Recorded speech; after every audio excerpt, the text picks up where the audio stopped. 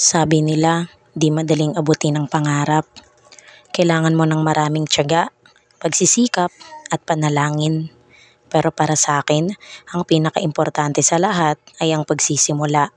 Kailangan mong umpisahan kung talagang gusto mong maabot ang pangarap mo. Kailangan mong hakbangan, kailangan mong kumilos. Ngayon na, hindi bukas, hindi mamaya, kundi ngayon. Kaya eto ako, inuumpisahan ang aking pangarap at humahakbang patungo doon. Matagal ko nang gustong maging content creator. Matagal ko nang gustong mag-umpisa.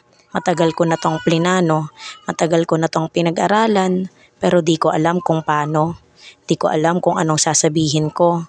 Kung anong gagawin ko. Kaya eto, inumpisahan ko ngayon sa pagkukwento. Inumpisahan ko sa pagsabi sa inyo na kung ano ang gusto ko at kung paano ako mag-uumpisa. Kaya ikaw, kung may gusto kang gawin at may gusto kang marating, umpisahan mo na din. Mag-umpisa ka sa kung anong meron ka, palagi nating gawin ang best natin para pagdating sa dulo, wala tayong panghihinayangan. Walang sana, tinuloy ko. Sana, ginawa ko. Para sana, nagtagumpay din ako.